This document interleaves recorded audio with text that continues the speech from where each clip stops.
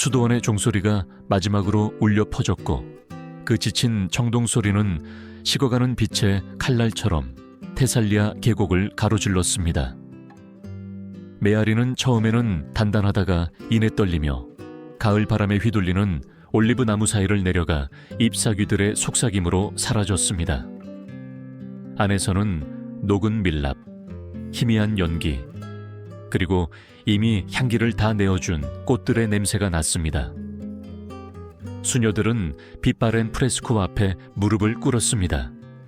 성인들의 눈동자 없는 얼굴들은 마치 시간 혹은 절망, 이 물감을 핥아 눈을 지워버린 것 같았습니다. 촛불의 불꽃은 푸른색과 노란색 끝부분에서 부서지며 벽에 그림자를 드리웠고 그 그림자들은 마치 숨 쉬는 것처럼 움직였습니다. 아무도 말을 하지 않았습니다. 오직 묵주가 스치는 소리, 손가락에 부딪히는 구슬들의 작은 소리, 그리고 그 기도가 마지막으로 소리내어 드려지는 것임을 직감하는 이들의 가쁜 숨소리뿐이었습니다. 밖에서는 지평선이 더러운 빛으로 불타올랐습니다. 언덕 위에서는 오스만 깃발들이 오후에 피가 번진 얼룩처럼 펄럭였습니다. 바람은 음악이 아닌 선고처럼 깊은 북소리를 실어 날랐습니다. 어떤 전령도 돌아오지 않았습니다. 문 앞에는 어떤 병사도 남아있지 않았습니다. 대신 모든 정복에 앞서는 그 두꺼운 침묵, 세상이 숨을 죽이고 자신의 종말을 듣는 듯한 그 멈춤만이 있었습니다. 수도원장 라리사의 엘레니는 제단 앞에 꼿꼿이 서 있었습니다. 손에 든 십자고상의 은빛은 닦인 상처처럼 빛을 반사했습니다.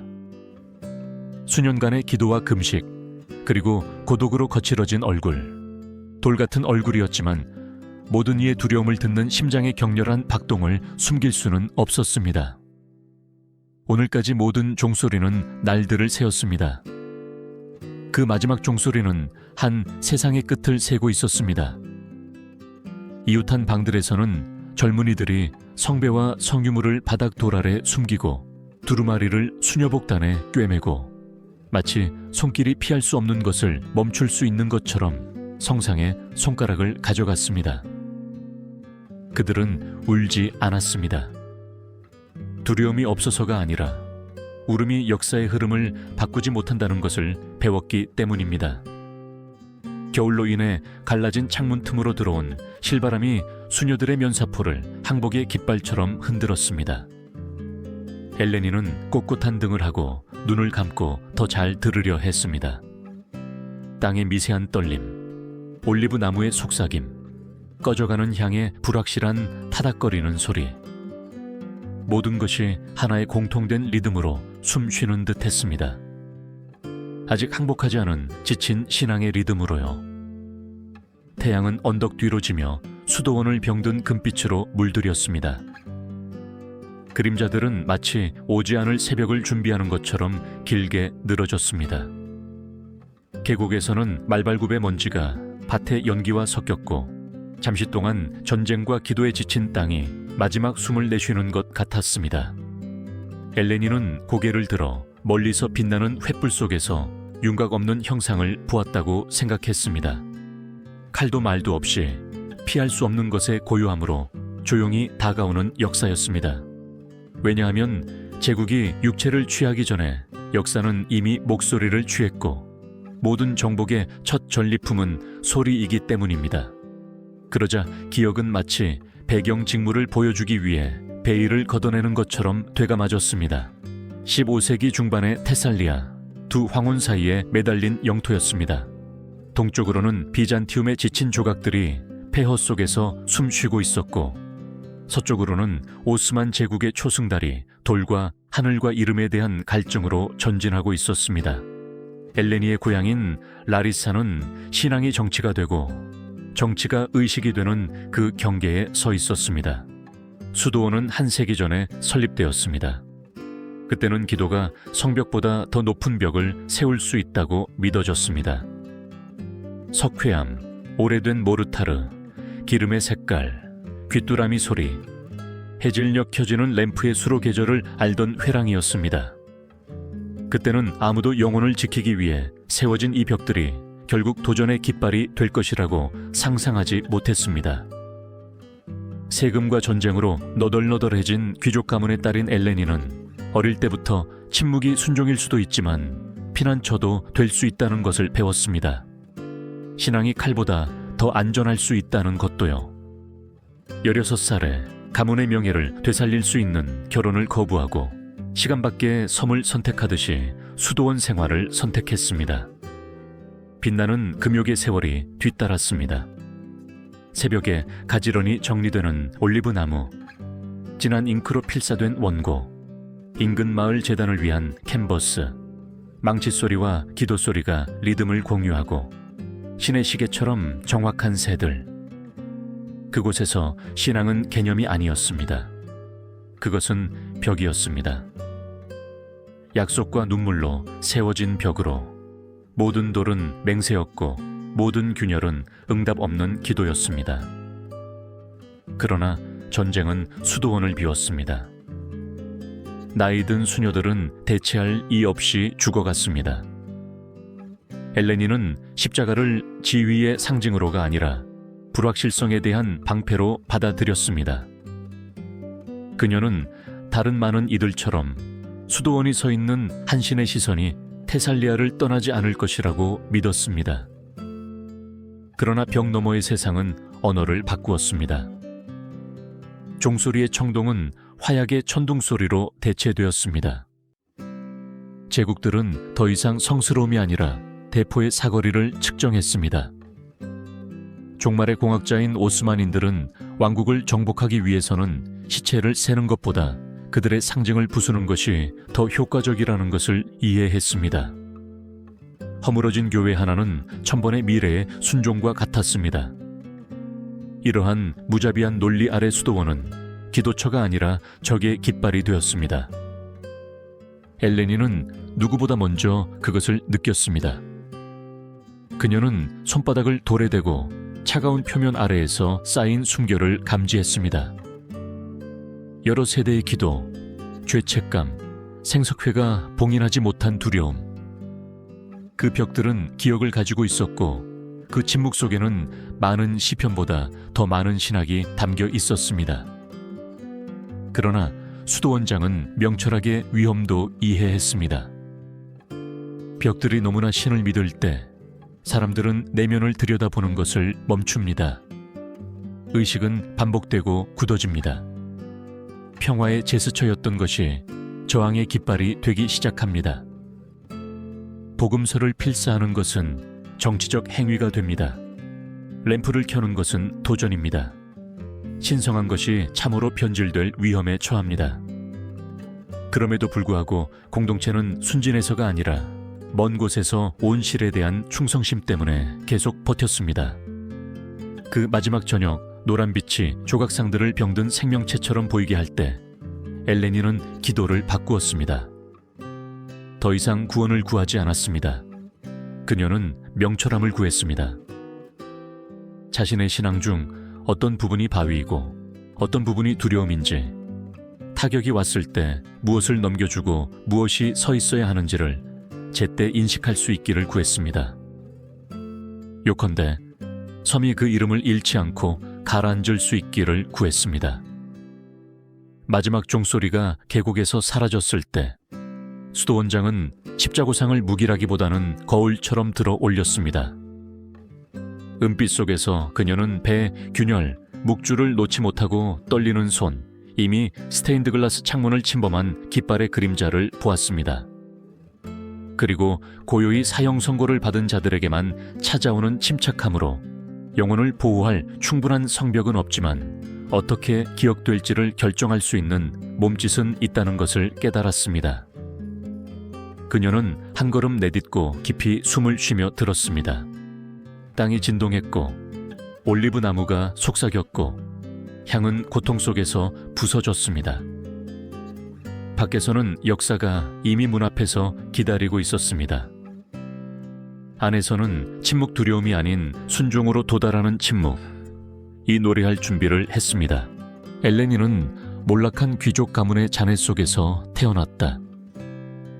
그녀의 가문명은 한때 토지, 하인, 올리브밭과 수로에 대한 권력을 의미했지만 이제는 세금과 패배 속에 사라진 혈통의 메아리에 불과했다. 아버지는 젊어서 돌아가셨고 어머니는 고행에 가까운 종교심에 몰두했으며 엘레니는 침묵이 미덕이고 순종이 약한 자들을 세상의 벌로부터 구원한다는 말을 들으며 자랐다. 그러나 엘레니는 어린 시절부터 침묵 또한 권력의 한 형태가 될 수 있다는 것을 깨달았다. 그녀는 강자들이 어떻게 서로 논쟁하고 파괴하는 동안 여자들은 조용히 본질적인 것들, 불, 음식, 이름을 보존하는지를 관찰하며 그것을 배웠다. 16살이 되자 라리사의 한 늙은 상인이 가문의 빚을 갚아주는 대가로 결혼을 제안했다. 애정이 지참금과 미랄로 측정되던 시대에 합리적인 제안이었다. 그러나 그녀는 떨림없이 거절했다. 그녀의 목소리는 오직 하느님께만 속한다고 말했고 자신의 운명을 선택하는 자의 평온함으로 수도원의 문턱을 넘었다.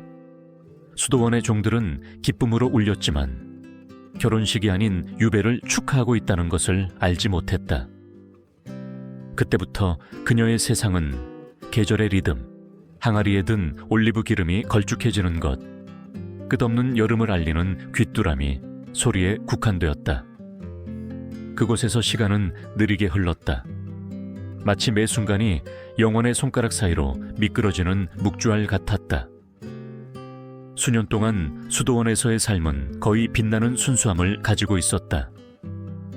수녀들은 아마포를 짰고 그림으로 그려진 기도처럼 섬세한 글씨로 원고를 필사했으며 황금빛 먼지로 덮인 손으로 올리브를 수확했다.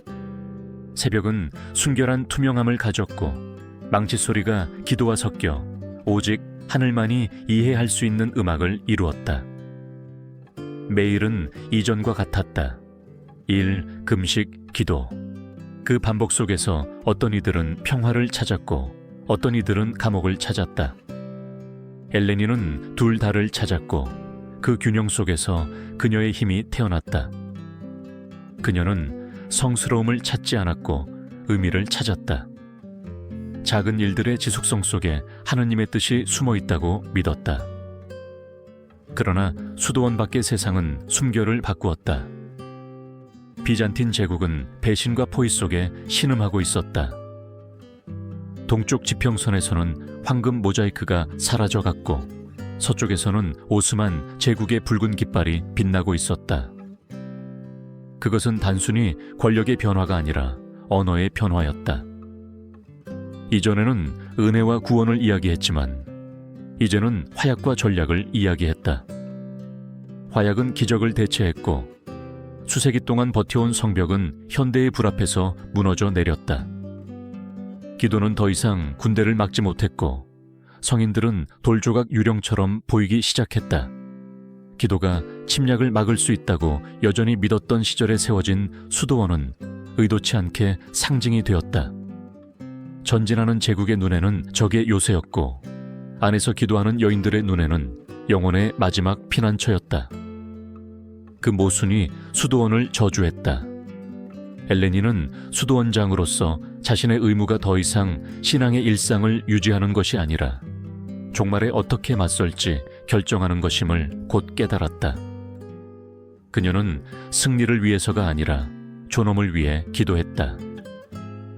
달 없는 밤에는 수도원 테라스로 올라갔다. 그곳에서 그녀는 멀리서 불타는 마을들의 불빛을 보았고 폭풍우가 아닌 대포 소리에 천둥 메아리를 들었다. 때때로 언덕 위에서 움직이는 형상들을 구별할 수 있다고 생각했다. 올리브 나무와 헷갈리는 인간의 그림자들. 나이 많은 수녀들은 그것이 악마라고 말했지만 그녀는 그것이 병사들임을 알았다. 그러나 그녀는 또한 두려움을 입 밖으로 내어서는 안 된다는 것을 알았다. 왜냐하면 말해진 두려움은 더욱 현실이 되기 때문이다. 그렇게 그녀는 목소리와 떨림을 제어하는 법을 배웠다. 금욕은 그녀의 방패가 되었다. 그녀는 빵을 배급하고 등불 기름을 줄이고 잉크를 보존하라고 명령했다. 모든 절약 행위는 준비 행위였다. 그녀는 전쟁이 항상 북소리와 함께 오는 것은 아니라는 것을 알았다. 때로는 굶주림과 함께 온다. 젊은 수녀들은 경외심과 두려움으로 그녀를 바라보았다. 복도에서 그녀의 모습은 천천히 움직이는 조각상 같았다. 살이라기보다는 대리석에 가까웠다. 그러나 그녀의 평온한 얼굴 아래에는 끊임없는 생각이 있었다. 신앙은 광신주의가 되지 않고 어디까지 갈 수 있을까? 그 딜레마는 꿈속에서도 그녀를 괴롭혔다. 때때로 그녀는 수도원이 불타는 것을 보았고 불꽃 속에서 한 목소리, 자신의 목소리가 그녀에게 말했다. 변하지 않는 신앙은 돌이다. 그리고 돌은 조만간 무너진다. 그녀는 심장이 두근거리며 깨어나 양초를 켜고 다시 기도했다. 보존하기 위해서가 아니라 이해하기 위해서 기도했다. 그녀의 마음속에서 회랑의 침묵은 새로운 답변을 요구하는 세상의 포효와 섞였다. 그녀는 테살리아 전체의 영혼이 시로라기 하나에 매달려 있다고 느꼈다. 한쪽에는 헌신, 다른 쪽에는 생존, 그리고 그 가운데에 그녀 자신의 이름이 있었다. 새벽이 되자 그녀는 중앙 안뜰로 내려가 벽을 만졌다. 차가웠고 숨 쉬는 것 같았다. 그녀는 모든 돌이 이전 세대의 기도 소리를 간직하고 있다고 말했다. 때때로 그녀는 충분히 귀 기울이면 고대 수도원장들의 속삭임을 들을 수 있을 것이라고 생각했다. 곧 닥쳐올 일을 경고하는 속삭임. 그러나 돌들은 그 본성에 충실하게 응답하지 않았다. 오직 자신의 메아리만 되돌려줄 뿐이었다. 그리고 그 메아리 속에서 엘레니는 침묵이 기도의 마지막 형태가 될 수 있다는 것을 이해했다. 그때부터 그녀는 자신의 생각을 필사실 책 사이에 숨긴 양피지 조각에 쓰기 시작했다. 그 안에는 나중에 불길 속에서 사라질 성찰들이 담겨 있었지만 다른 수녀가 베껴 쓴 몇 줄은 살아남았다. 벽에서 하느님을 찾는 자는 자신 안에서 그분을 찾지 못할 위험이 있다. 신앙은 불이지 돌이 아니다. 수도원에 아무도 그녀의 말을 완전히 이해하지 못했지만 전쟁이 마침내 문을 두드렸을 때 많은 이들이 그녀의 경고를 기억했다. 그날 아침 테살리아의 하늘이 탁한 붉은색으로 물들고 공기에서 수의 냄새가 날 때 엘레니는 제국들은 항상 돌아오지만 이름만 다를 뿐 굶주림은 같다는 것을 깨달았다. 그리고 모든 세대는 무엇을 잃을 준비가 되어 있는지 결정해야 한다는 것을. 육체, 목소리, 아니면 기억. 그녀는 이미 선택을 마쳤다.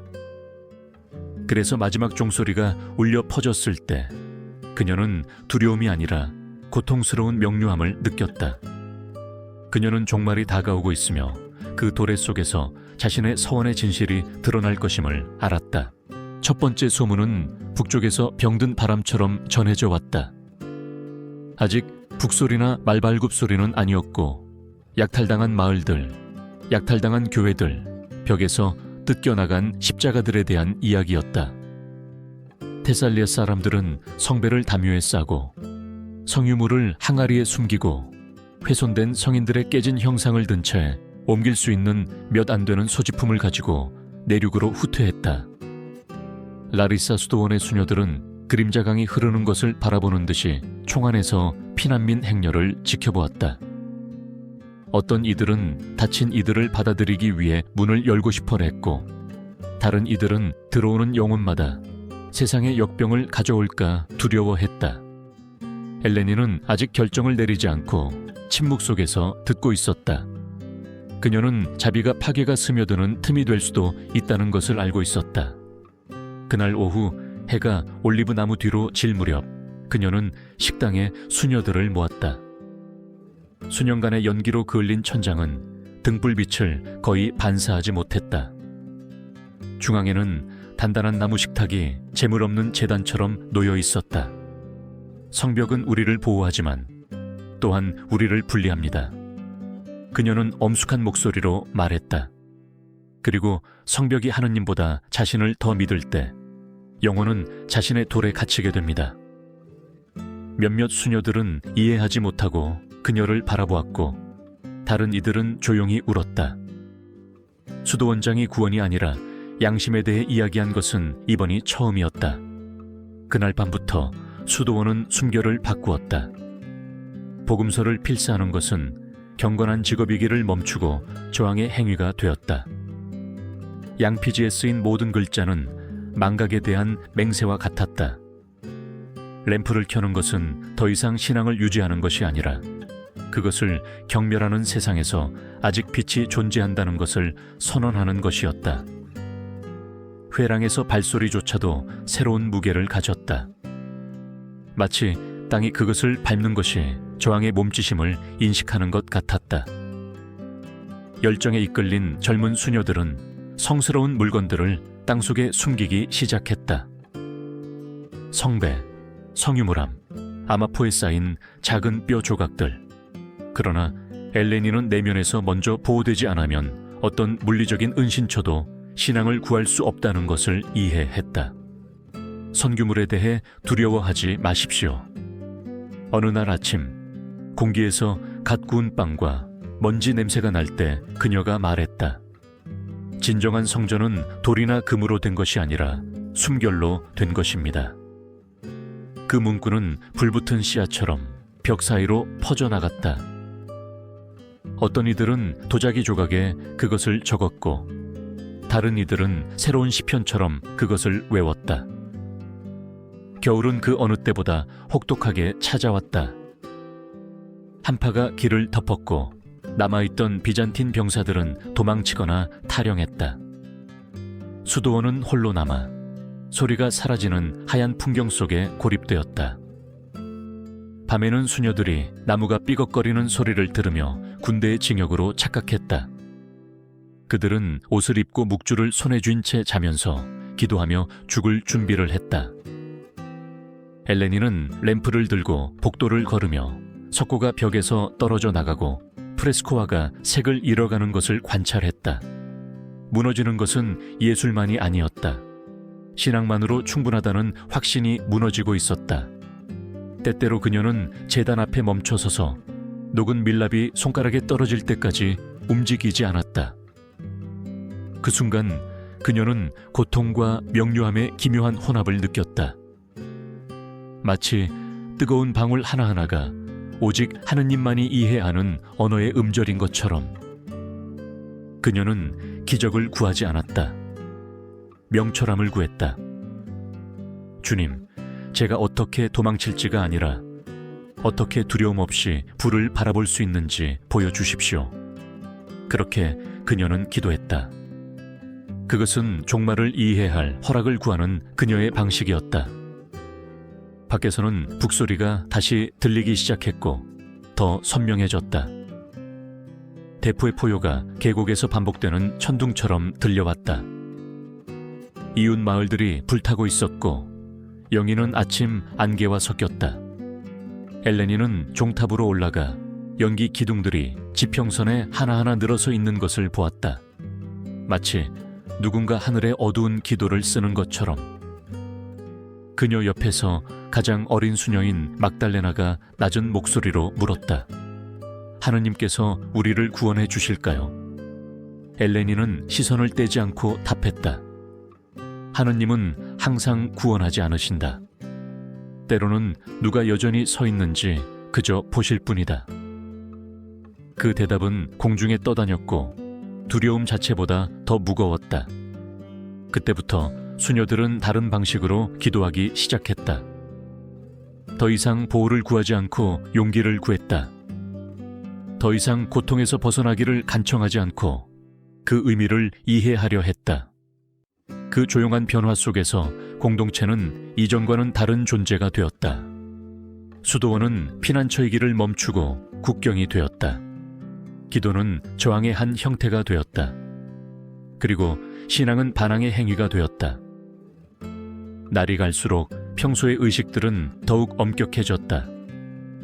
새벽 기도는 지칠 때까지 이어졌고 밤샘 기도는 늘어났다. 각자는 언제든 금속의 굉음으로 기도가 중단될 수 있다는 것을 알고 있었다. 그러나 그들은 반복해서 기도했다. 마치 그 반복 자체에 힘이 깃들어 있는 것처럼. 시편 사이의 침묵 속에서는 아직 이름 없는 두려움의 집단적 한숨이 들렸다. 그러나 히스테리는 없었다. 긴장된 고요함, 마음이 이미 희생을 받아들였을 때 도달하는 그런 평온함이 있었다. 어느 날 밤 엘레니는 모두를 예배당에 모았다. 공기는 램프 연기로 자욱했다. 내일이 종말일 수 있습니다. 그녀가 말했다. 그리고 만약 온다면 우리가 간청하는 것이 아니라 이해하는 모습으로 우리를 찾도록 하십시오. 그 말은 둥근 천장에서 달콤한 선고처럼 울려 퍼졌다. 수녀들은 무릎을 꿇고 하나씩 이마를 바닥에 댔다. 아무도 울지 않았다. 아무도 소리 지르지 않았다. 오직 나무 삐걱거리는 소리만이 기도를 동반했다. 밖에서는 북소리가 갑자기 멈췄다. 그리고 세상의 숨결을 빨아들이는 듯한 깊은 침묵이 뒤따랐다. 엘레니는 제단을 향해 돌아서서 중얼거렸다. 말이 닿을 때 진정한 기도가 시작된다. 밖에서는 한 줄기 바람이 촛불을 흔들었다. 그 순간 그녀는 두려움과 신앙이 같은 침묵의 자식이라는 것을 깨달았다. 그리고 더 이상 두려워하지 않기로 결심했다. 새벽은 금속성에 거의 잔혹한 광채와 함께 찾아왔습니다. 구름은 계곡 위로 상처처럼 갈라졌고 종들이 울리기도 전에 첫 대포 소리가 언덕에서 울려 퍼졌습니다. 땅이 두 조각으로 갈라지는 듯한 둔하고 깊은 충격이었습니다. 창문이 진동하고 둥근 천장에서 먼지가 떨어져 내리고 새들은 검은 떼를 지어 날아갔습니다. 공기는 화약과 갓 부서진 돌에 시큼한 냄새로 가득 찼습니다. 엘레니는 도망치지 않았습니다. 그녀는 십자고상을 손에 쥔 채 꼿꼿이 서 있었고 젊은 수녀들은 가쁜 기도를 외치며 무릎을 꿇이 컸습니다. 두려움 앞에 무릎 꿇지 마십시오. 그녀는 인간의 것이 아닌 듯한 평온함으로 말했습니다. 두려움은 신앙의 그림자입니다. 두 번째 총성은 예배당의 연문을 산산조각 냈습니다. 성인들의 조각상들은 금이 가고 성모 마리아의 얼굴은 연민과 폐허로 두 조각이 났습니다. 수녀들은 도망치지 않고 성유물을 몸으로 덮기 위해 달려갔습니다. 스테인드 글라스는 폭발하여 돌 위로 색색의 비를 쏟아부었습니다. 고통스러운 빛이었습니다. 소음 한가운데서 엘레니는 제단으로 나아갔습니다. 그녀의 십자가 은빛은 심판의 거울처럼 불꽃을 반사했습니다. 벽들은 낮게 거의 유기적인 소리를 내며 신음했습니다. 건물이 죽어가는 것인지 아니면 역사가 깨어지는 것인지 아무도 이해하지 못했습니다. 갑자기 굉음이 멈췄습니다. 그 공허함 속에서 회랑에서 속삭임이 울려 퍼졌습니다. 앙누테이, 하느님의 어린 양. 처음에는 한 목소리, 다음에는 두 목소리, 그리고 모두의 목소리. 세상의 죄를 없애시는 하느님의 어린 양. 그것은 구원을 구하는 것이 아니라 기억을 구하는 노래였습니다. 음표들은 영이 위로 솟아올라 잠시 대포 소리를 압도했습니다. 문을 뚫고 들어온 오스만 병사들은 당황하여 멈춰 섰습니다. 적은 도망치거나 간청하지 않고 노래하고 있었습니다. 여리고 순수한 멜로디는 그들의 피를 얼게 했습니다. 한 대장은 아무도 이해하지 못하는 명령을 외쳤습니다. 신앙은 칼이 번역할 수 없는 언어를 말하고 있었습니다. 여성들은 중앙 안뜰에 모였습니다. 불길이 지붕을 집어삼키고 그림자들은 그들의 수도복 위에서 떨렸습니다. 그들은 둘씩 묶였지만 노래는 멈추지 않았습니다. 모든 목소리가 제국의 권력에 균열을 내는 것이었습니다. 엘레니는 서 있었고 십자고상은 무기가 아닌 거울처럼 들려 있었습니다. 화염의 빛이 그녀의 얼굴에 반사되었고 병사들은 그녀에게서 이 세상의 것이 아닌 무언가를 보았다고 생각했습니다. 그것은 성스러움도 광기도 아니었습니다. 그것은 명철함이었습니다. 종말을 이미 보고 그것을 목격하기 위해 꼿꼿이 서 있기로 결심한 자의 명철함이었습니다. 오스만 사령관은 연기 기둥 사이를 걸어왔습니다. 그는 불길, 파괴된 성전, 움직이지 않는 여성들을 관찰했습니다. 손을 들어 침묵을 명령했습니다. 그러나 침묵은 이미 그곳에 물질로 변해 두텁고 신성하게 존재했습니다. 영혼처럼 느껴지는 1초 동안 권력과 신앙은 정면으로 마주했습니다. 엘레니는 한 걸음 내딛고 십자고상을 내밀어 사령관의 얼굴 앞에 들었습니다. 은빛 속에서 둘의 반영이 떨리고 있었습니다. 승리자와 패배자, 그들의 연약함 속에서 똑같았습니다. 그 남자는 주저하며 자신이 보는 것이 도전인지 항복인지 결정할 수 없었습니다. 왜 간청하지 않는가? 그는 마침내 통역사를 통해 물었습니다. 이미 들었기 때문입니다. 엘레니가 답했습니다. 그 대답은 물에 돌이 떨어지는 것처럼 떨어졌습니다. 어떤 비명도, 어떤 충격도 없었습니다. 오직 보이지 않는 패배에 대한 의식뿐이었습니다.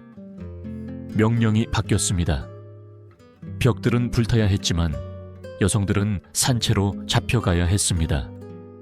병사들은 복종했지만 불길이 지붕을 집어삼키기 시작할 때까지 아무도 수도원장을 건드리지 못했습니다. 그녀는 움직이지 않았습니다.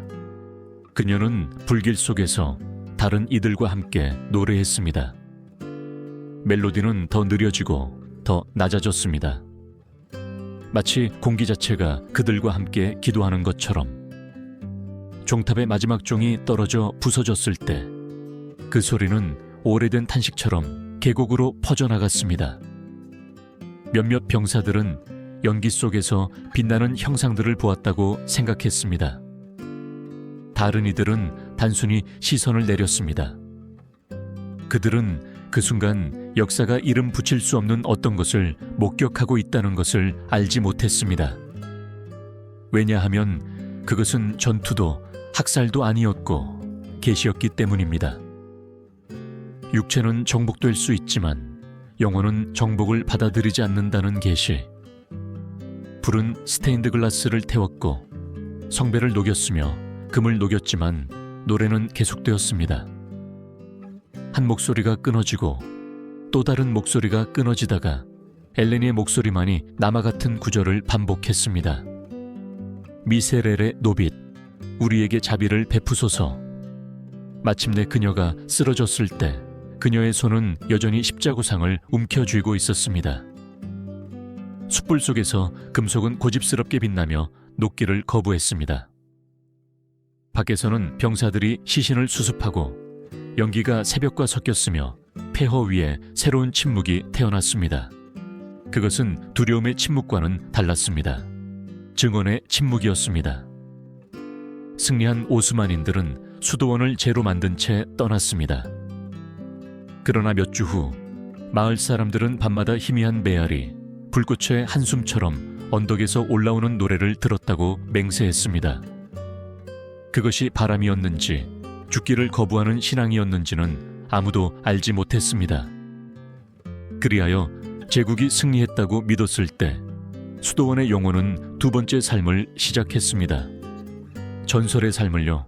화재 다음 날 새벽은 거의 흰색에 가까운 회색으로 생명 없는 색깔이었습니다. 마치 하늘 스스로 파괴를 목격한 것이 부끄러운 듯 했습니다. 수도원의 그을린 잔해 사이에서 공기는 쇠, 타는 고기, 그리고 오래된 기름 냄새를 풍겼습니다. 돌들은 아직 따뜻했고 연기는 가느다란 나선형으로 피어올랐습니다. 마치 기도가 완전히 녹아내리지 않은 듯 했습니다. 50명의 수녀 중 23명만이 살아남았습니다. 그들은 안뜰에 모였고 수도복은 재로 뒤덮였고 얼굴은 그을음과 마른 눈물로 얼룩져 있었습니다. 굵은 밧줄로 묶인 손들은 두려움 때문이 아니라 살아남은 피로감 때문에 떨렸습니다. 오스만 병사들은 그들을 바다로 옮겨 제국의 배들이 기다리는 곳으로 가라는 명령을 받았습니다. 행진은 정오에 시작되었습니다. 높고 무자비한 태양은 저주처럼 그들 위에 쏟아졌습니다. 밧줄은 피부를 스쳐 지나가 땀과 섞이는 작은 상처를 만들었습니다.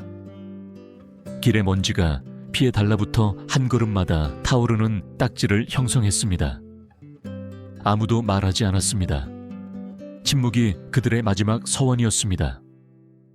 각자는 땅을 보며 앞서가는 사람의 발자국을 세며 걸었습니다. 마치 그 단조로운 리듬 속에 계속 나아갈 힘이 숨어 있는 것처럼. 때때로 누군가는 지쳐 무릎을 꿇었습니다. 병사들은 고함이나 때림으로 그녀를 일으켜 세웠지만 항상 다른 수녀가 먼저 그녀를 부축했습니다. 그것은 연민이 아니라 기억이었습니다. 그들은 한 명이 서 있는 한 모두가 아직 존재한다는 것을 알고 있었습니다. 작은 계곡 높이에서 길이 더욱 험해졌습니다. 돌들이 맨발을 베었습니다. 가장 어린 막달레나가 균형을 잃고 수도복이 찢어졌습니다. 천 조각이 땅에 떨어졌습니다. 병사들이 그녀를 밀치기 전에 다른 수녀가 몸을 굽혀 그 조각을 주워 다시 머리에 얹어주었습니다. 그 단순하고 거의 보이지 않는 몸짓은 반항의 행위였습니다. 베일은 그들에게 남은 유일한 것이었고 그것을 보존하는 것은 존엄을 보존하는 것이었습니다. 엘레니는 더 이상 그들 사이에 없었지만 그녀의 부재는 살아있는 존재감처럼 무겁게 느껴졌습니다. 수녀들은 불이 그녀를 삼키기 전에 그녀가 했던 마지막 말을 낮은 목소리로 반복했습니다. 십자가를 지탱할 수 없다면 서로를 지탱하십시오. 그것은 고통에서 태어난 새로운 기도였습니다. 그 말들의 메아리는 발소리, 사슬의 삐걱거리는 소리, 마른 잎사귀의 속삭임과 섞였습니다. 한때 비옥했던 테살리아의 풍경은 이제 불의 거울 같았습니다. 올리브 밭은 불에 탔고 밭은 재로 변했습니다. 모든 언덕은 이름 없는 무덤이었습니다. 더위는 참을 수 없었습니다. 공기는 계곡 전체가 아직 불타는 것처럼 땅 위에서 진동했습니다.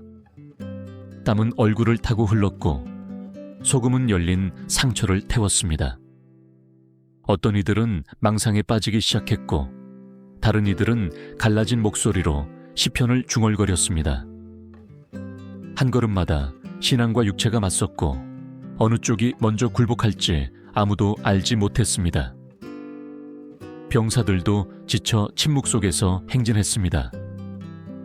적이었지만 그들은 불평하지 않고 고통이 기도의 한 형태인 것처럼 걷는 그 여인들 사이에서 신성한 것에 이상한 존재감을 느꼈습니다.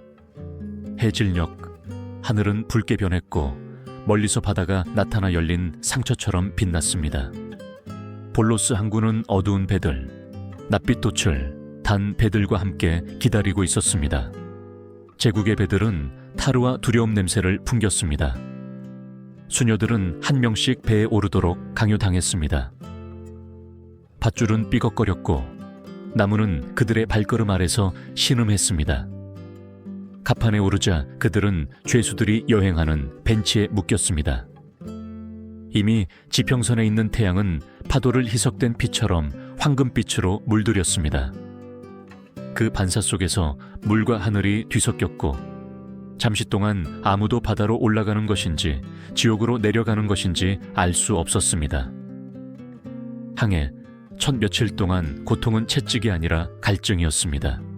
물은 배급되었고 음식은 새벽에 딱딱한 빵 한 조각으로 줄었습니다. 태양은 액체 불꽃처럼 그들 위에 쏟아졌습니다. 어떤 이들은 의식을 잃었습니다. 다른 이들은 낮은 목소리로 거의 속삭이듯이 노래했습니다. 셋째 날 폭풍이 그들을 덮쳤습니다. 바람이 포효하고 파도가 망치처럼 선체를 때렸고 번개가 포로들의 얼굴을 비췄습니다.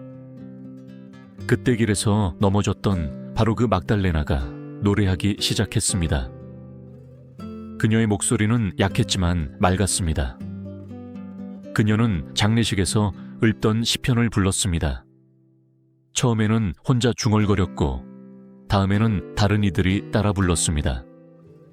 노래는 바닷소리 위로 솟아올랐고 잠시 동안 바다는 잠잠해지는 듯했습니다. 경비병들은 당황한 표정으로 그들을 바라보았습니다. 어떤 이들은 몰래 십자성호를 긋고 다른 이들은 두려움을 쫓기 위해 침을 뱉었습니다.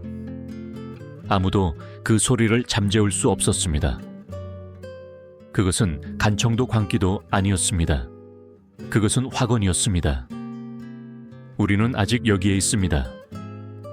모든 음표는 신성한 곳으로 던져진 밧줄처럼 공중에 매달렸습니다. 폭풍이 끝났을 때 여성들은 흠뻑 젖었지만 여전히 한 목소리로 숨쉬며 조용한 희망의 리듬을 새기고 있었습니다. 노래는 폭풍을 견뎌냈습니다. 그리고 바다 한가운데 사슬과 그림자 속에서 그 목소리는 나침반이 되었습니다. 콘스탄티노플까지의 여정은 12일이 걸렸습니다. 12일간의 굶주림, 갈증, 그리고 비밀스러운 시편들이었습니다. 매일의 새벽은 깨진 약속이었지만 또한 그들이 여전히 저항할 수 있다는 증거였습니다. 무심한 바다는 잊혀진 기도를 반복하는 듯이 오래된 흔들림을 계속했습니다. 멀리서 제국 도시의 첨탑들이 안개 속에서 빛나기 시작했습니다. 수녀들은 고개를 들었습니다. 그들은 울지 않았습니다. 이제 눈물은 없고 침묵만이 있었습니다. 그리고 그 침묵은 단단하고 순수하여 곧 그들의 유일한 무기가 될 것이었습니다. 배가 마침내 보스포루스 해협으로 들어섰을 때 새벽은 갓 닦은 금속의 색깔을 띠고 있었다. 물은 콘스탄티노플의 미나레트를 반사했고 하늘을 향해 칼날처럼 솟아오른 탑들과 돔의 숲을 이루고 있었다. 지친 수녀들은 여전히 손목이 묶인 채 갑판에서 그 광경을 바라보았다. 일부 경비병들은 아랍어로 기도를 중얼거렸고 다른 이들은 낄낄거렸다. 포로들에게 그 도시는 신기루와 같았다. 모든 제국의 황금빛 꿈이자 모든 신앙의 무덤이었다. 아무도 말하지 않았다. 오직 선체를 때리는 바다 소리만이 세상의 심장부로 들어서는 그들을 동반했다. 자갈이 깔린 거리에는 행렬을 보기 위해 많은 사람들이 모였다. 상인, 노예, 거지, 구경꾼들이 가장자리에 빼곡히 모였다. 그들은 눈은 움푹 들어갔지만 간청하는 기색 없이 하얗고 재로 뒤덮인 옷을 입은 여인들을 말없이 바라보았다. 모욕도 연민도 없었다. 그저 이해하지 못하는 것을 인식하는 자들의 묵묵한 시선만이 있었다. 멀리서 성 소피아의 황금돔은 지평선의 흉터처럼 솟아 있었다. 더 이상 교회도 아니고 모스크였다. 무에진의 노래가 종소리를 대신했다. 한때 라틴어 찬송가가 울려 퍼지던 곳에서는 이제 단조로운 예배소리가 울려 퍼졌다. 모든 음표는 비잔틴 제국의 수세기에 걸친 망각 위에 새로운 층을 더했다. 수녀들은 디반-이 휴마윤, 디바누 휴마윤, 즉 검이 아니라 인장으로 권력이 발현되는 제국 평의회로 이송되었다. 바닥의 대리석은 얼음처럼 빛났고 벽은 역사를 형성하는 결정들의 메아리를 내뿜었다. 양피지로 덮인 책상 뒤에 앉은 서기관들은 고개를 들지 않고 적었다. 낯선 이름, 나이, 포획 장소, 모든 줄은 숫자로 끝났다. 모든 숫자는 유용성으로. 홀 중앙에서 대제상은 움직이지 않고 서 있었다. 가슴에 모은 그의 손은 감정보다는 규율을 보여주었다.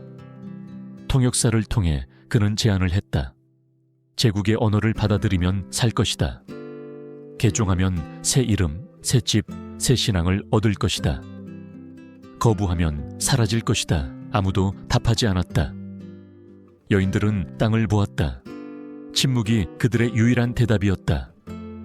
재상은 잠시 기다리다가 갈대펜을 들고 단호한 회구로 칙령에 서명했다.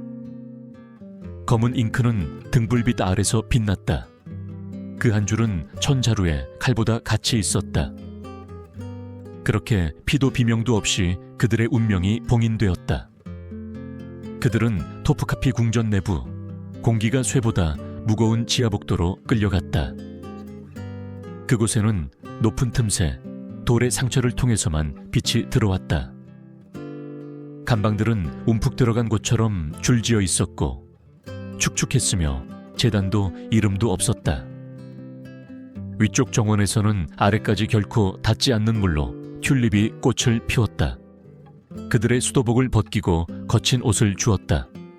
각 포로에게는 나무판에 새겨진 번호가 할당되었다. 경비병들의 시선은 차갑고 거의 과학적이었다.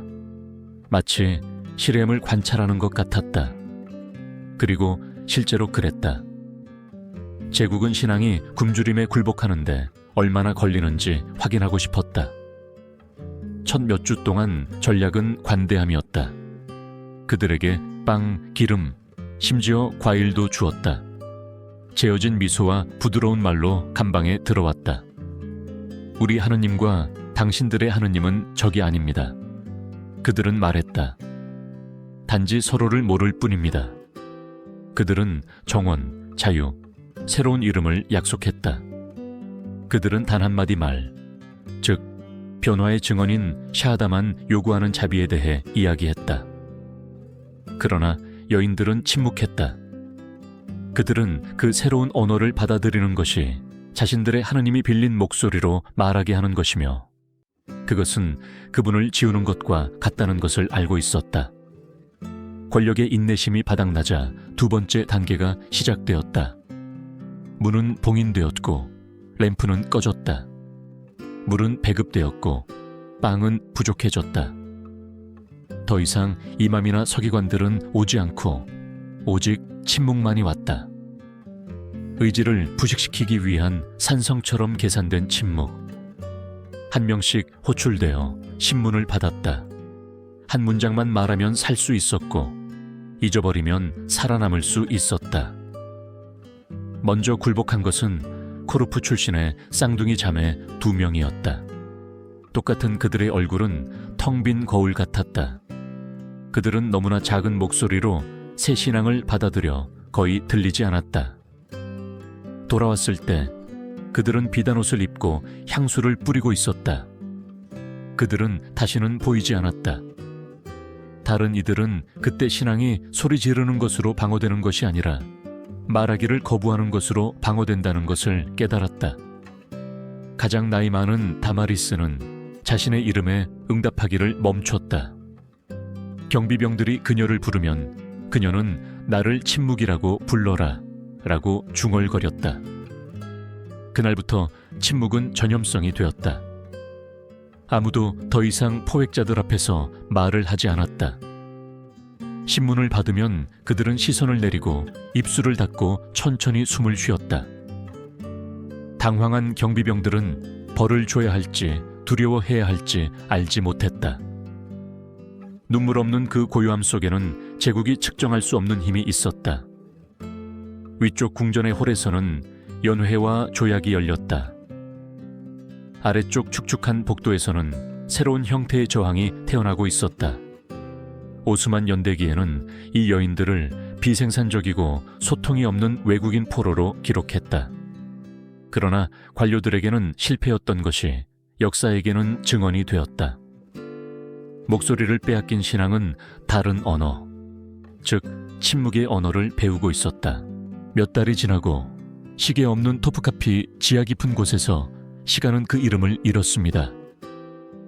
새벽도 밤도 없이 끊임없는 물방울 소리와 뒤섞이는 일련의 숨결만이 있었습니다. 처음에는 강요된 침묵이 습관이 되고 이내 피난처가 되고 마침내 무기가 되었습니다. 그 절대적인 고요함 속에서 죄수들은 새로운 존재 방식을 발견했습니다. 말 없는 생각, 들리지 않지만 안에서 타오르는 기도. 침묵이라고 불리기를 원했던 노부인 다마리스는 그들의 보이지 않는 중심이 되었습니다. 그녀는 계급에 의한 지도자가 아니라 존재 자체로 리더였습니다. 그녀는 감방 사이를 천천히 움직이며 벽을 만지고 시선으로 인도했습니다. 말할 필요가 없었습니다. 그녀의 평온함은 모두가 이해하는 언어였습니다. 경비병들은 당황하여 그들을 두려워하기 시작했습니다. 젊은 간수 한 명은 밤에 들어갈 때면 여자들의 눈이 어둠 속에서 숯불처럼 빛나는 것을 느꼈다고 말했습니다.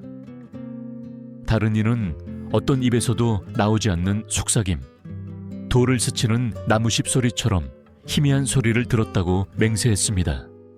상관들은 그것이 암시라고 생각했지만 불안감은 커졌습니다. 그 여자들은 죽는 것 같지 않았습니다. 무너지지도 않았고 간청하지도 않았습니다. 그저 존재할 뿐이었습니다. 그리고 그들의 조용하고 끈질긴 존재 자체가 제국의 질서에 대한 도전이었습니다. 표면적으로 서기관들은 그들의 상태를 관료적인 무관심으로 기록했습니다. 외국인 포로, 비협조적, 소모된 자원, 최소. 그러나 보고서의 줄 사이로 두려움이 스며들었습니다. 왜냐하면 권력은 응답을 필요로 하고 응답이 없는 곳에서 권력은 출혈하기 때문입니다. 말 없는 신문은 공허함을 되돌려주는 거울입니다. 그 감방에 대한 모든 방문은 육체와 영혼을 정복한다고 자랑하는 제국에게는 굴욕이었습니다. 관리들은 전술을 바꾸었습니다. 처음에는 약속, 다음에는 위협, 나중에는 굶주림, 추위, 완전한 어둠. 그러나 어떤 말도 발설되지 않았습니다. 시간이 지남에 따라 포로들 자체에서도 변화가 일어났습니다. 그들의 침묵은 저항이기를 멈추고 교감이 되었습니다. 더 이상 겁에 질린 개인이 아니라 하나의 단일체, 목소리 없는 합창단이었습니다. 그들의 몸짓은 동기화되었습니다. 동시에 고개를 들고 같은 리듬으로 숨 쉬었습니다. 신비한 힘이 그들을 살려두는 것 같았습니다. 언어를 초월한 신앙. 아마도 그들은 모든 시대의 신비주의자들이 말해왔던 것을 이해했을 것입니다. 신은 듣는 것이 아니라 느끼는 것이라는 것을. 소리의 부재 속에서 그들은 어떤 말로 하는 기도도 주지 못했던 충만함을 발견했습니다. 어느 날 밤 바람이 바뀌었습니다. 감방 중 하나의 높은 틈새에서 한 줄기 빛이 그림자 사이로 스며들었습니다. 가장 어린 막달레나가 그것을 처음 보았습니다. 그 작은 불꽃은 기적처럼 외부 세계가 아직 존재한다는 것을 상기시켜주는 것 같았습니다. 그녀는 태양이 위치를 바꿀 때 벽을 따라 천천히 움직이는 빗줄기의 경로를 관찰하며 며칠을 보냈습니다. 숫 조각으로 그 경로를 표시했습니다. 그것은 그녀의 달력이자 시간의 유일한 증거였습니다. 같은 수치로 그녀는 상징을 그리기 시작했습니다. 작은 십자가, 다음에는 선, 그리고 한 단어. 처음에는 비밀리에 했지만 곧 다른 수녀들도 그녀를 따랐습니다. 모든 획은 허락이나 증인 없이 쓰인 새로운 기도였습니다. 경비병들은 그 표식들을 이해하지 못하고 단순히 낙서라고 생각했습니다. 그들은 그 흔적들이 비밀 복음서, 돌에 새겨진 기억이라는 것을 알지 못했습니다. 다마리스는 영혼의 상징을, 그리고 그 안에 불꽃을 그렸습니다. 막달레나는 다른 벽에 새의 형상을 그렸습니다. 그들은 제스처로 그것이 포로 생활에서도 굴복하지 않는 희망을 나타낸다고 말했습니다. 각 상징은 살아있는 자매 중 한 명에 해당했고, 누군가 죽으면 그 상징은 홀로 남겨졌고, 다음 날 새로운 불꽃이 옆에 추가되었습니다. 벽은 그렇게 침묵의 책, 빛과 재의 연도가 되었습니다. 일부 간수들은 들어갈 때 벽을 보는 것을 피하기 시작했습니다. 다른 이들은 특정 순간에 복도 공기가 설명할 수 없이 따뜻해진다고 말했습니다. 마치 누군가 보이지 않는 램프를 켜는 것처럼. 광기는 전염성이 있습니다. 한 감독관이 보고서에 썼습니다. 죄수들은 입 없이 말하는 법을 배웠습니다. 그는 그것이 바로 그들의 승리라는 것을 이해하지 못했습니다. 다마리스는 새벽에 죽었습니다. 울음도 기도도 없었고 오직 공기 중에 희미한 떨림만이 있었습니다. 숨결이 꺼지는 메아리처럼. 막달레나는 그녀의 상징 옆에 불꽃을 그렸고 몇 달 만에 처음으로 다른 수녀들은 한숨을 내쉬었습니다. 그것은 그들의 미사, 그들의 작별이었습니다. 그때부터 침묵은 더욱 짙고 순수해졌습니다. 그 무덤 같은 고요함 속에서 모든 숨결은 신앙의 행위였습니다. 제국은 알지 못했지만 가장 두려워했던 것을 창조했습니다. 파괴할 수 없는 공동체, 부정에서 태어난 비밀 숭배를 말입니다. 위쪽 정원의 튤립은 살아있는 무덤 위에서 피어났습니다. 하인들은 매일 아침 그것들을 물 주면서도 뿌리 밑에서 목소리 없는 여인들이 잃어버린 세상의 불꽃을 계속해서 밝히고 있다는 것을 상상하지 못했습니다. 공식 역사는 그들의 이름을 기록하지 않았습니다. 그러나 돌 아래, 그림자와 먼지의 그 왕국에서 포로들은 승리가 항상 살아남는 데 있는 것이 아니라 잊히지 않는 데 있다는 것을 이해했습니다.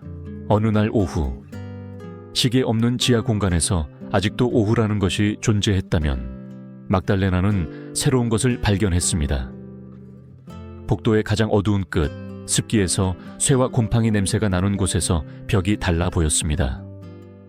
돌은 더 차갑고 더 오래되었습니다.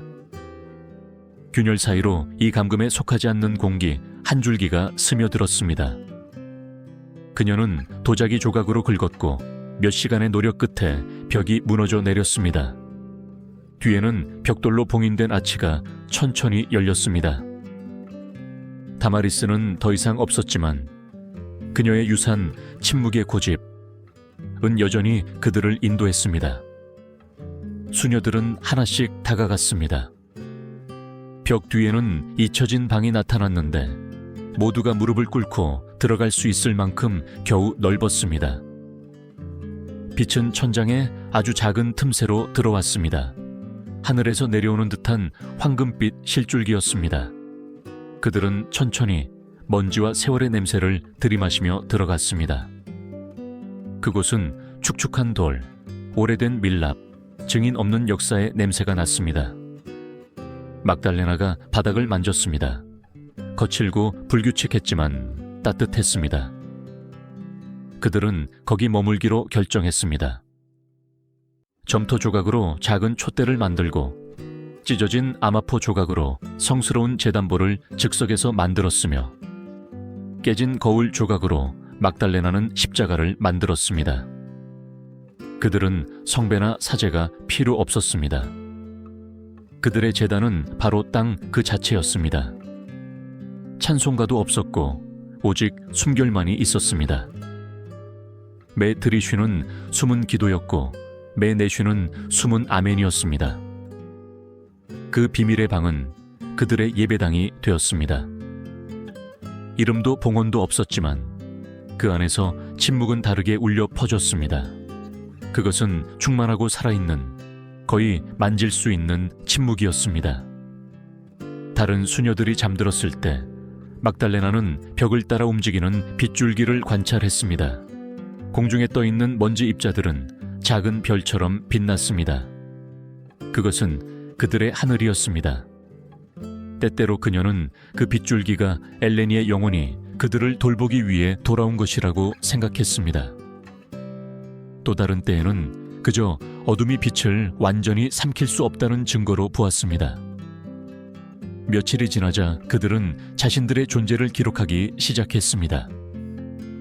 잉크가 아니라 수치로요.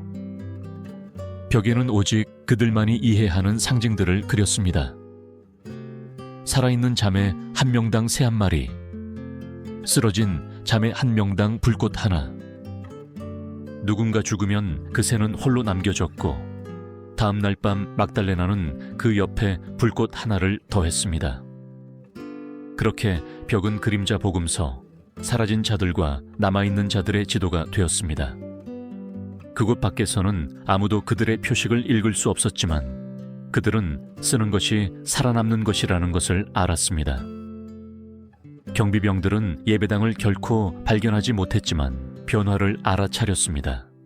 죄수들은 더 이상 시들지 않았습니다. 그들은 불안할 만큼 평온하게 걸었습니다. 어둠에 익숙해진 그들의 눈은 마치 안에 불을 간직한 것처럼 붉은 빛을 반사했습니다.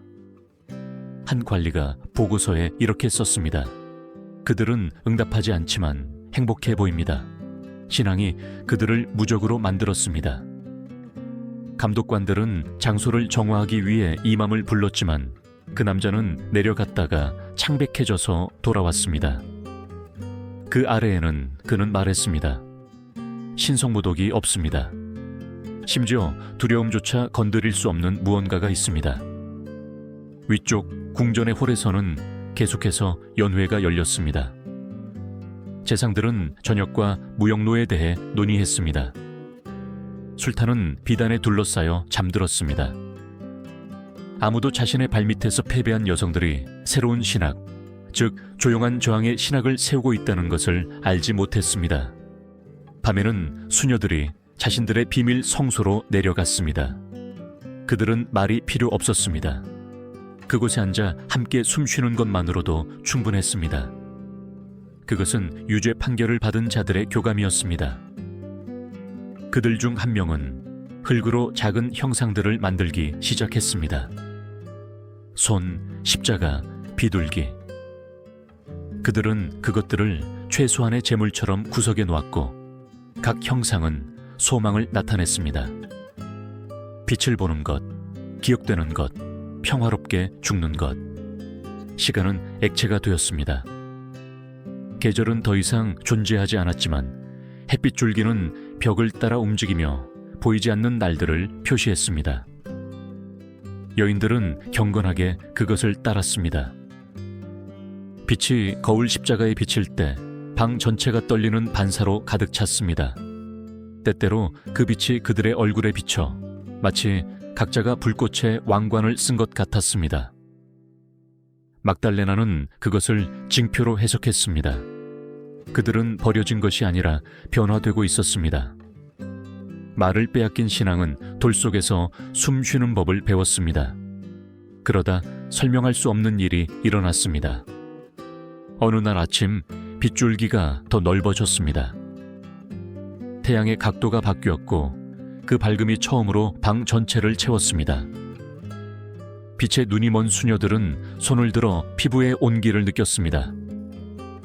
아무도 말하지 않았지만 모두 같은 것을 이해했습니다. 어둠은 더 이상 지배력을 갖지 못했습니다. 막달레나는 숫조각을 들고 요한복음서에서 유일하게 기억하는 단어들을 벽에 썼습니다. Lux in tenebris lucet, 어둠 속에 빛이 비치니. 그 말들은 그들의 최종 신조가 되었습니다.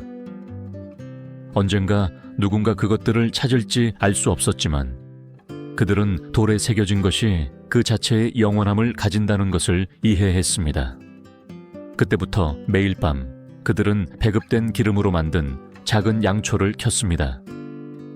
약하고 떨리는 불꽃은 그을린 벽 위에서 춤을 추었습니다. 아무도 말하지 않았습니다. 아무도 울지 않았습니다. 막달레나는 그 빛을 바라보며 아마도 이것이 그들의 고통의 궁극적인 의미일 것이라고 생각했습니다. 가장 광대한 제국 아래에서도 신앙은 계속 숨 쉴 수 있다는 것을 증명하는 것. 그들이 마지막으로 그 양초를 켰을 때 공기는 짙고 고정되었습니다. 불은 천천히 꺼졌지만 돌들은 열기를 간직했습니다. 마치 포로들의 영혼이 물질에 새겨진 것 같았습니다. 저 위에서는 튤립이 계속 피어났습니다. 아래에서는 어둠이 스스로 빛나는 법을 배우고 있었습니다. 수세기 후 시간이 제국의 기억을 묻어버리고 토프카피 궁전의 대리석이 마치 숨쉬는 것처럼 빛나던 때, 고대 궁전의 정원 아래에서 한 고고학자 팀이 작업하고 있었습니다. 그들은 배수 터널을 찾고 있었지만 다른 것을 발견했습니다. 돌과 제2층 사이에서 작고 봉인된 방을 발견했는데 신성한 재처럼 고운 먼지로 덮여 있었습니다. 안으로 들어서자 공기에서는 예상치 못한 향기가 났습니다. 타는 밀랍, 습기, 그리고 뭔가 다른 것, 마치 향의 메아리 같은 것이었습니다. 벽에는 수치로 그려진 검은 표식들이 있었습니다. 오스만 글자도 그리스 글자도 아닌 상징들이었습니다. 새, 불꽃, 들어올린 손, 그리고 돌 중 하나에는 시간으로 거의 지워진 라틴어 비문이 있었습니다. 룩스 인테네브릿 루쳇, 어둠 속에 빛이 비치니.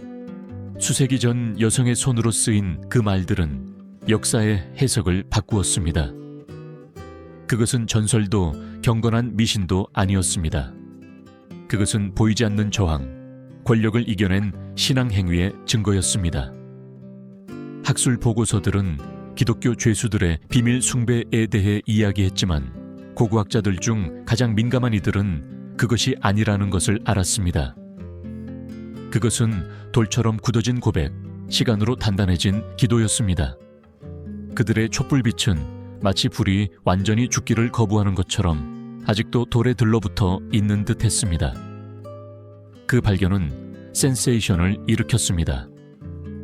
유럽 신문들은 토프카피에 숨겨진 수녀들에 대해 썼고, 역사학자들은 그 침묵이 광신주의로 해석되어야 하는지 명철함으로 해석되어야 하는지 논쟁했습니다. 그러나 진실은 항상 그렇듯이 책 속에 있지 않았습니다. 그것은 벽의 균열 속에, 손가락의 흔적 속에, 아직 습기를 견디는 숯의 희미한 흔적 속에 있었습니다.